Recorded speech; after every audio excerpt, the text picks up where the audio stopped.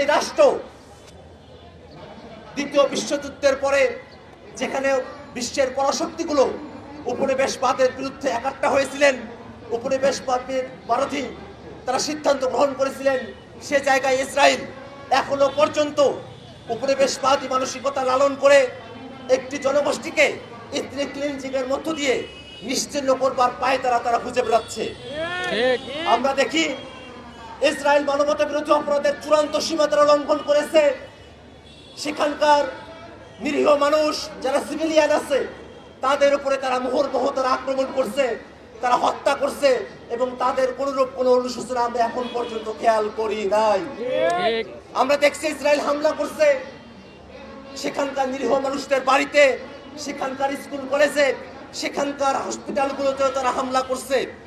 আমরা দেখছি জাতিসংঘের যে শেল্টার হোমগুলো আছে সেখানেও ইসরায়েলি সৈন্যরা হামলা করছে। আমরা দেখছি ইসরায়েলে এখন পর্যন্ত এই 7 দশকের যুদ্ধের পরে সব থেকে বেশি সংখ্যক সাংবাদিককে সেখানে নির্মমভাবে হত্যা করা হয়েছে, যেটা পৃথিবীতে আর কোন যুদ্ধে এখন পর্যন্ত এত বেশি সাংবাদিককে হত্যা করা হয় নাই। তারপরেও বিশ্বের গণতন্ত্রকামী যে শক্তিগুলো আছে, মানবতাবাদ পন্থী যে শক্তিগুলো আছে, তাদের পক্ষ থেকে বিশ্বের বিভিন্ন জায়গায় মানুষেরা ইসরায়েলের এই মানবতা বিরোধী অপরাধের বিরুদ্ধে তারা সোচ্চার হয়েছেন। কিন্তু তারপরে বিশ্বের কিছু শক্তি তারা এখনো পর্যন্ত ইসরায়েলের পক্ষে, ইসরায়েলের মানবতা বিরোধী অপরাধের পক্ষে তারা সাফাই দিয়ে যাচ্ছে।